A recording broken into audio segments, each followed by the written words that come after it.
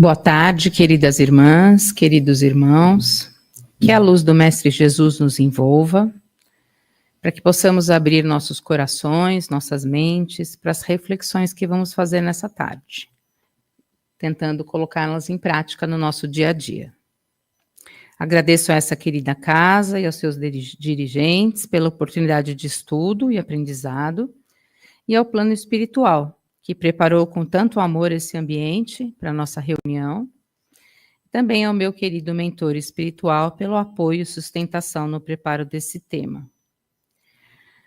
O tema está no Evangelho segundo o Espiritismo, no capítulo 18, chamado Muitos Chamados e Poucos Escolhidos, no item 16, reconhece-se o cristão por suas obras. Nesse item, o Espírito Simeão traz uma passagem de Jesus que está no Evangelho de Mateus, capítulo 4, versículos 21 a 23. E eu trago aqui algumas partes para que a gente possa refletir juntos. Nem todos que me dizem Senhor, Senhor, entrarão no reino dos céus. Apenas entrará aquele que faz a vontade de meu Pai, que está nos céus. Bom, por aí a gente já percebe que tem critério para entrar no céu, né? Continuando. Será suficiente vestir a libré, ou seja, a túnica, ter a aparência de seguidor do Senhor para ser um fiel servidor? Será bastante dizer, sou cristão, para seguir o Cristo? Procurai os verdadeiros cristãos e os reconhecereis por suas obras. Em seguida, ele faz uma interessante analogia com uma árvore e seus frutos. Uma árvore boa não pode dar maus frutos, e nem uma árvore má dar bons frutos. Discípulos do Cristo, compreendei bem as palavras do Mestre. Quais os frutos que a árvore do cristianismo deve dar? Árvore possante, cujos ramos frondosos cobrem com a sua sombra uma parte do mundo, mas ainda não abrigam a todos os que devem reunir-se em seu redor? Os frutos da árvore da vida são os frutos de vida, de esperança e de fé. O cristianismo, como o vem fazendo desde muitos séculos, prega sempre essas divinas virtudes, procurando distribuir os seus frutos. Mas quão poucos os colhem. A árvore é sempre boa, mas os jardineiros são maus. Quiseram moldá-la segundo as suas ideias, moldá-la de acordo com as suas conveniências. Então, o que será que essa mensagem quer dizer? Quem seria a árvore e quem seriam os jardineiros? A árvore simboliza os ensinamentos de Jesus, o seu evangelho de amor. Enquanto os jardineiros são aqueles que o interpretam e o aplicam, às vezes de forma equivocada, ou seja, nós. Essa afirmação, a árvore é sempre boa, mas os jardineiros são maus, sugere que os ensinamentos de Jesus são puros e benéficos. O que ocorre é que as suas interpretações por parte de seus seguidores é que às vezes são distorcidas. Simeão continua dizendo, abri, pois, vossos ouvidos e vossos corações, meus bem-amados. Cultivai a árvore da vida, cujos frutos proporcionam a vida eterna. Aquele que a plantou vos convida a cuidá-la com amor, pois ainda vereis dar com abundância os seus frutos divinos. Seus frutos generosos caem em abundância. Não os amontoei para guardá-los e deixá-los apodrecer. Os frutos devem ser compartilhados. Então, temos várias reflexões aqui para fazer diante desse belo ensinamento de Jesus referido pelo Espírito Simeão.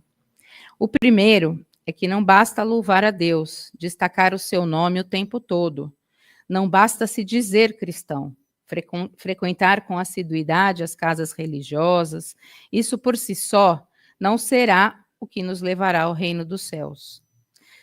Não será o que nos fará evoluir moralmente, rumo à perfeição.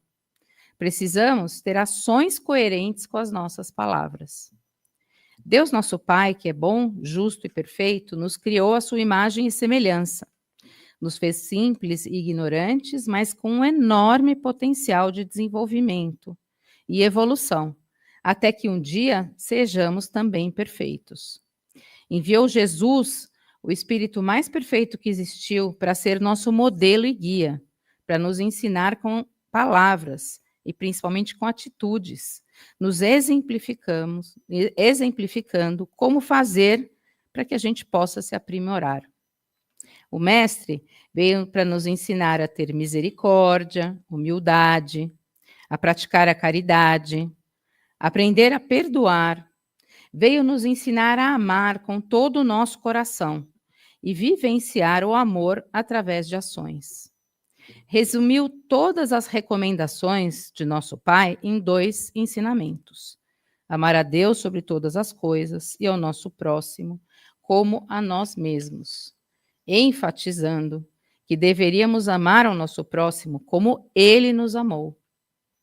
Decorridos 2000 anos da sua vinda, ainda notamos uma grande carência de amor, dando mesmo a impressão de que cada vez nos distanciamos mais do momento em que haverá paz na Terra. Cada um pensa em si, em levar vantagem, cada um tem inúmeras oportunidades de ajudar o próximo, mas nós estamos sempre tão atarefados e voltados para nós mesmos que nem sempre prestamos atenção.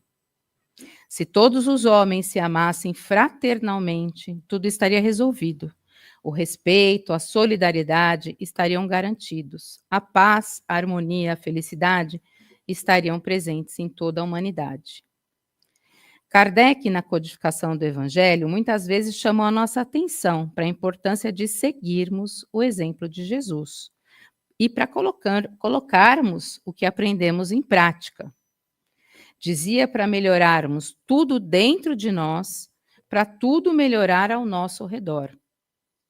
Nosso Pai não espera que todos nós tenhamos as mesmas atitudes perfeitas, já que cada um está em um estágio evolutivo diferente, tem uma maturidade moral e espiritual diferente. Mas o que Ele espera de nós é que coloquemos em prática toda a nossa capacidade de amar, segundo o nosso grau de aprimoramento, que coloquemos em prática o que já aprendemos, que façamos o melhor que podemos. E será que estamos fazendo o nosso melhor? Estamos saindo das palavras, do estudo e partindo para as ações? Vai bem de encontro com o que a Malu falou, né? Deus nos criou e sabe exatamente qual a nossa verdadeira capacidade de fazer o melhor, de amar e de agir no bem.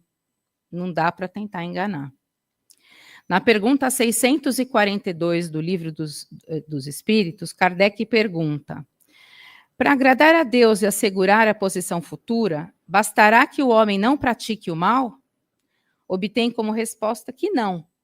Cumpre-lhe fazer o bem no limite de suas forças, porquanto responderá por todo o mal que haja resultado por não haver praticado todo o bem que podia. Como vimos, fazer o bem demanda ação. E quais as nossas ações no bem para que possamos nos dizer cristãos? Estamos vigiando os nossos pensamentos, as nossas palavras, as nossas atitudes, para que consigamos identificar aquelas que ainda não estão de acordo com o que estamos aprendendo, com a nossa evolução moral? Já identificamos o que precisamos verdadeiramente alterar para a nossa reforma íntima? O trabalho de autoconhecimento, de reflexão, deve ser contínuo e constante. Nossa luta deve ser íntima e não exterior, contra nós mesmos, contra o que precisamos mudar em nós, e não ficar observando e achando defeito e criticando os outros. O convite nesse item do Evangelho é para que cada um de nós reflita se está vivenciando na prática todo o amor que tem para dar, se tem praticado todo o bem que pode, sem deixar passar inúmeras oportunidades que surgem. Santo Agostinho, todos os dias, fazia um exame de consciência para saber se fez tudo o que estava ao seu alcance na prática do bem, e se alguém teria algo contra ele por ter tido alguma atitude ou feito alguma coisa equivocada. Devíamos fazer o mesmo, um exame de consciência diário para analisar se estamos fazendo o nosso melhor. Começando pela nossa casa, com os nossos parentes, com os nossos filhos, com os nossos pais, com os nossos companheiros. Também no ambiente de trabalho. Como estamos agindo com os nossos colegas? Já chegamos irritados ou espalhamos alegria e amor a todos quando chegamos? Qual o nosso comportamento no trânsito, na rua, com as pessoas que cruzam o nosso caminho? Vivemos irritados? Ou somos solidários e fraternos nos lugares por onde passamos? Hoje até eu vivi uma experiência que eu vou contar aqui. Eu passei o mês estudando, será que eu consegui colocar um pouquinho em prática? Travaram o meu carro no estacionamento do meu local de trabalho. E simplesmente a pessoa me deixou entre a parede e o carro, subiu, levou a chave, foi almoçar e pronto. Bom, assim, para não atrasar, eu fiquei tão desesperada, né? E fiquei pensando, olha, você estudou que você tem que ter compreensão. Quem sabe isso aconteceu para que eu não tivesse um acidente de trânsito, alguma coisa pior acontecesse. Então, eu fiquei refletindo, né? E é isso que a gente precisa fazer, né? Quando alguém fecha a gente no trânsito, ou, enfim, em todos os momentos que a gente tem de dificuldade, que às vezes dá aquele início daquela revolta, a gente tem que falar, olha, eu sou cristão, tem critério para entrar no reino dos céus, né? Então é isso, né? Estamos tendo uma convivência saudável e construtiva com os nossos amigos? Estamos oferecendo o nosso tempo, que é uma das coisas mais preciosas que a gente tem hoje? Estamos ouvindo de forma generosa e com atenção? O amor tem sido a base das nossas palavras, dos nossos pensamentos e das nossas ações? Temos um grande desafio pela frente, né?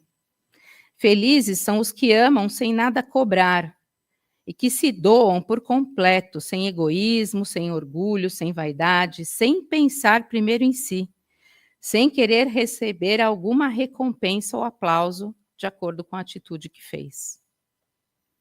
A segunda reflexão que podemos extrair desse texto é a importância de compartilharmos o que temos de bom, o que já aprendemos, o que já recebemos, compartilhar os nossos frutos, que eles sejam bons e que a gente não guarde, né? Como no texto fala, esperando apodrecer ou ficar sem utilidade, que a gente compartilhe. Vamos voltar então um pouquinho no texto. Uma árvore boa não pode dar maus frutos, nem uma árvore má pode dar bons frutos. Cultivai essa árvore da vida, cujos frutos proporcionam a vida eterna. Aquele que a plantou, nosso Mestre Jesus, né, nos convida a cuidá-la com amor, para que ela possa dar frutos divinos com muita abundância. Esses frutos devem ser compartilhados. Estamos oferecendo e compartilhando todos os frutos que podemos?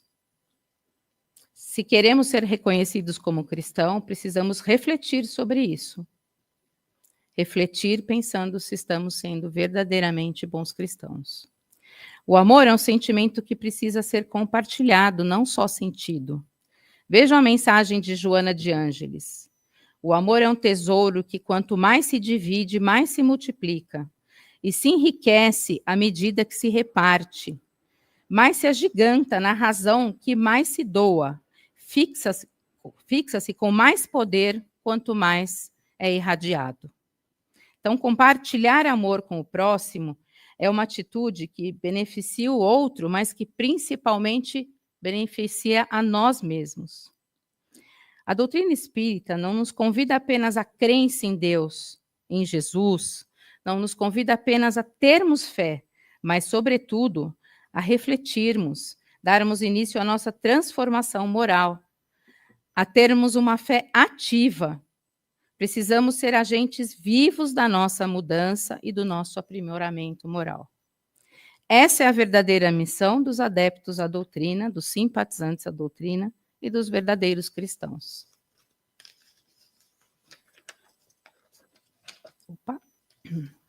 Não basta sermos aqueles que apenas estudam o Evangelho, o que com certeza é muito importante. Toda a bagagem que a gente adquire, a gente vai levando para as próximas vidas também, né? mas devemos ser os que aplicam o estudo à vida, sendo instrumentos de paz, de luz. As ações que podemos fazer, por menores que sejam, são o que realmente farão a nossa evolução espiritual. Elas valem muito mais do que qualquer afirmação teórica. O mundo está cheio de boas intenções que nunca se concretizam, mas o verdadeiro cristão é aquele que transforma intenções em atitudes. Consola, esclarece, ajuda, perdoa, trabalha, age sempre com justiça e caridade, aquele que promove a transformação de tudo ao seu redor. Pelos frutos conhecerei os verdadeiros cristãos, diz Jesus. Essa advertência ecoa profundamente na doutrina espírita. Não há como separar a fé da obra. A fé sem obra é morta. Discurso sem prática é palavra morta. Paulo de Tarso já ensinava que a fé sem caridade é como um sino que soa vazio. Cada ação no bem, cada obra, por menor que seja, que fazemos, importa. É um trabalho de formiguinha. Não apenas de ações grandiosas. Tudo tem valor. E temos tantas oportunidades. Que tal se na qualidade de cristãos fizéssemos um exercício igual Santo Agostinho, de avaliar como andam as nossas obras no final de todo dia? Segue aqui um roteiro bem interessante que eu encontrei estudando o assunto. Primeiro, já exemplifico o perdão dentro da minha própria casa, do meu lar, tanto quanto eu desejo ser perdoado, respeito como eu desejo ser respeitado, principalmente quando eu deslizo, né? Eu quero receber perdão, eu quero ser compreendido. Eu estou fazendo exatamente isso com todos que convivem comigo? Segundo, tenho demonstrado indulgência para com os erros alheios, calando a crítica e a acusação, compreendendo que posso resvalar no mesmo tropeço que o meu irmão se encontra? Sei praticar a caridade desinteressada, além da oferta material, do pão, do agasalho, que são fundamentais, né? Malu abriu a sessão, né, a reunião falando isso. Pela palavra que auxilia também, pelo exemplo que dignifica, exemplo que nosso mestre também nos deixou. Estamos passando um exemplo para quem está ao nosso lado? Na conduta que educa, no silêncio que perdoa, no gesto que incentiva o bem e principalmente na humildade de ser quem sou, buscando sempre melhorar a cada dia? Falo a verdade com brandura, medindo a conveniência do que eu vou falar, envolvendo as minhas palavras com misericórdia e gentileza, diferenciando a sinceridade, a franqueza da crueldade, ou eu sou um defensor da realidade, dou a quem doer, falando o que vier, sem filtro, machucando quem estiver na minha frente, esquecendo de que a verdade cruel de mim mesmo também me machuca o coração, quando revelada sem o anestésico da indulgência e o curativo da caridade?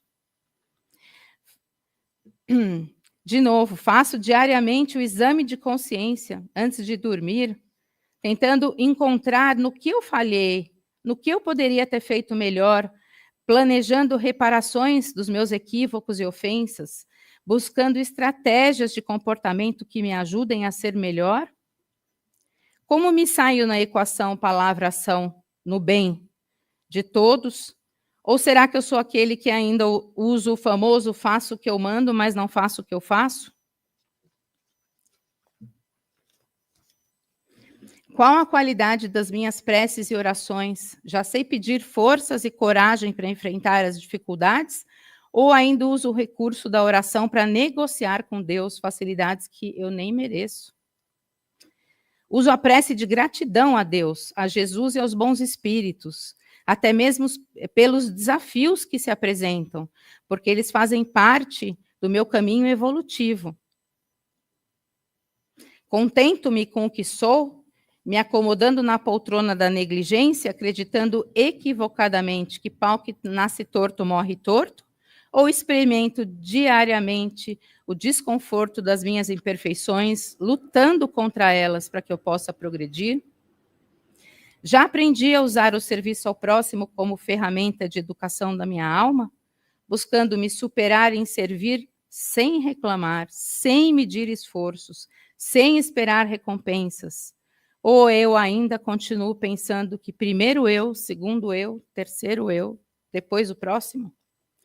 Faço todo o bem que posso, ciente de que doar é se entregar verdadeiramente, a entrega de si mesmo, sempre ouvindo com carinho e atenção, tendo tolerância com todos, evitando pré-julgamentos e críticas, tendo empatia, me colocando no lugar do outro e refletindo como eu agiria na mesma situação. A listinha aqui vai longe, né? Um exercício bem interessante para que a gente possa refletir sobre o tema. Nos disse o mestre, em certa ocasião, os meus discípulos serão reconhecidos por muitos se amarem. Que coisa importante ser discípulo de Cristo, ser identificado pela capacidade de amar, de vivenciar o amor com ações e poder efetivamente ser considerado cristãos. Queridas amigas e queridos amigos, mãos à obra, temos tanto a fazer. As ações que realizamos hoje moldam o nosso futuro, tanto nessa vida como na espiritualidade. Vamos procurar sair da teoria e colocar em prática os ensinamentos de Jesus, utilizando os caminhos que ele nos mostrou e indicou com tanto amor como norte para o nosso crescimento espiritual. Vamos fortalecer a pequena parcela da árvore da vida que a nós foi confiada, tentando ser bom jardineiro, compartilhando bons frutos de amor, para que possamos verdadeiramente semear a esperança. Afinal, assim como Jesus, nós não viemos para ser servido, e sim para servir. Muito obrigada pela atenção, muita luz a todos e uma ótima reunião.